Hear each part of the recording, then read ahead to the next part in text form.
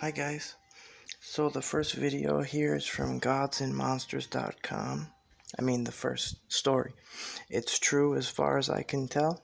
I researched it, found some other um, things that kind of backed it up, or things that are like it, so it at least has some things that run concurrent with it, other stories. So here we go. It's called Weirded Out by Anonymous from Melbourne. Well, at first it seemed normal, but I don't think it was.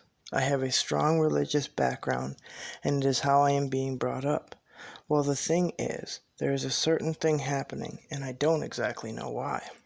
I'll start from an incident that has occurred.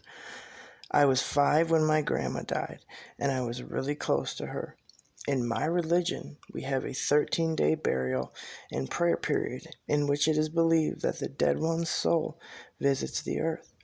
However, during the period, I refused to enter the bathroom or bedroom without somebody with me. I remember seeing an outline of a person there, and it really freaked me out. I never went anywhere alone.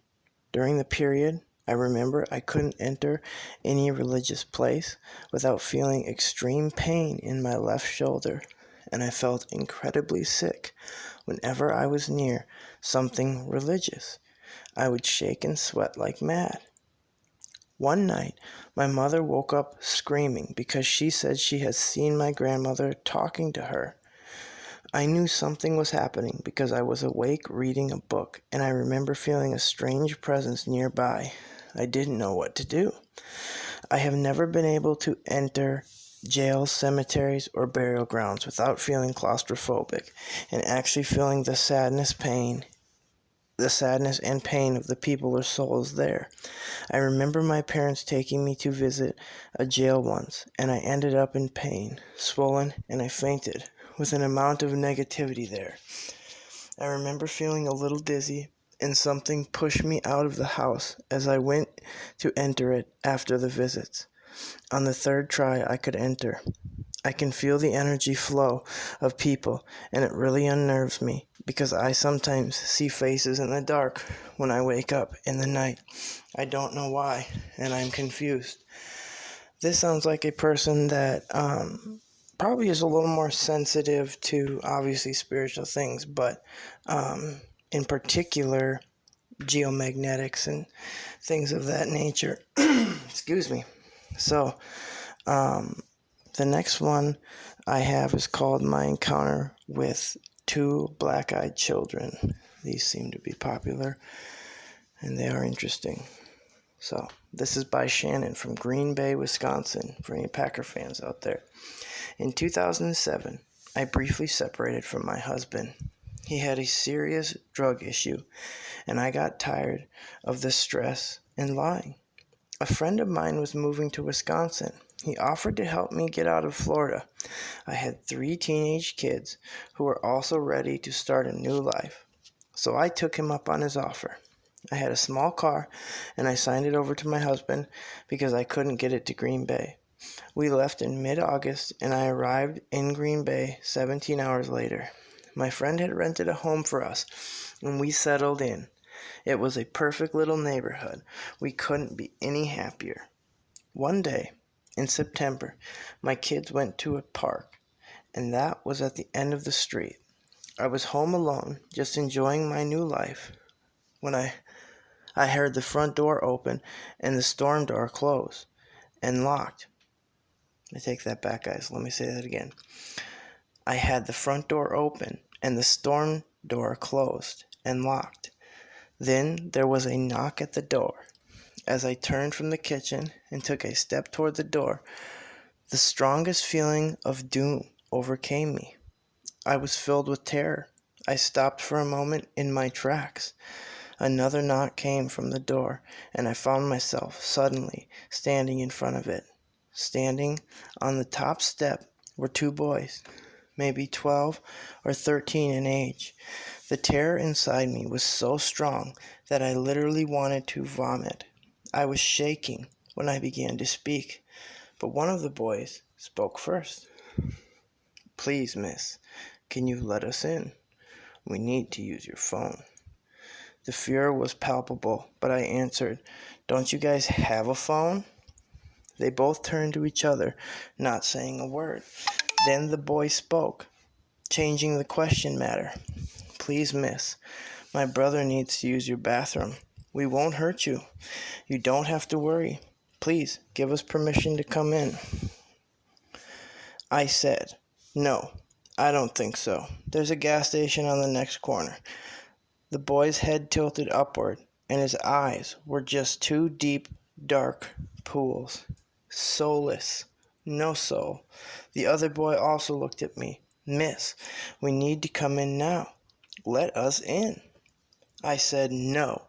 I slammed the door and shut and locked the knob, the chain, and the deadbolt. I was shaking, like I had been in a very cold room. I looked out the peephole, and they were both looking at the door. The one boy kept saying, "Please, let us in. We are cold." "How can they be cold? It's 80 degrees outside," I yelled through the door. "Go away. I'm going to call the police." I looked out, and the boy stood there and only stepped off the stairs when my boys came walking up the sidewalk. I watched as the boys got to the end of the walkway and turned in the opposite direction of which my boys were coming. They ran up to the door and were surprised to find it locked. I carefully unlocked it and hurried them in and locked it behind them. They asked me, who were the kids? And I told them that they were just kids selling candy for school. After that day, I tried to stay aware of what is around me. All I know is that what I experienced was something out of a movie. It traumatized me, and I sleep with the lights on. I didn't tell my kids until my youngest, a girl, had graduated high school. My oldest son said that the moment they stepped onto the sidewalk where our house was when he felt a weird feeling in the pit of his stomach. He also admitted that he had seen them both on a walking trail, but never since, so he saw them again on a walking trail. Every time I think of it, I get sick. Now, I don't know if you guys have ever heard, I'll kind of go off on another story here, but there were a couple cases of where people actually did let the black-eyed children in. And in one case, it was an elderly man and a woman, and I just don't think they made eye contact, but they let them in, and the lady went to get them tea. They sat down. She went to get tea and just had this awful feeling. And she came back in, and her husband, who was a really tough guy, was crying, weeping horribly. Well, I'm not sure, but I'm pretty confident the man ended up either getting really, really sick and dying or being very close to dying. And they thought that when he did die, that incident might have taken some time off of his life because he got so sick. And so I think that's how the black-eyed children do attack. And why do they ask for permission? Well, in spiritual matters, typically in the spirit world, you need to have permission to enter a spot. You need to have, and I can go into that if anyone wants to email me or post a comment. I'll send you information on that. But so that's why I think they have to ask permission. And then once they get permission, it's kind of like giving them permission to get you sick or terrify you. And we know that those entities, they feed off of negative energy. They're negative entities, so they feed off the fear, they feed off the sorrow, the hopelessness, and whatever, and it's probably a magnetism thing with that too. It probably affects the geomagnetism around you when you're sad or happy, and that's why people, but I digress. 2 stories. Hope you guys like them. Thanks again for everybody who subscribes. Sorry for the funny screensaver today. I'm going to get better.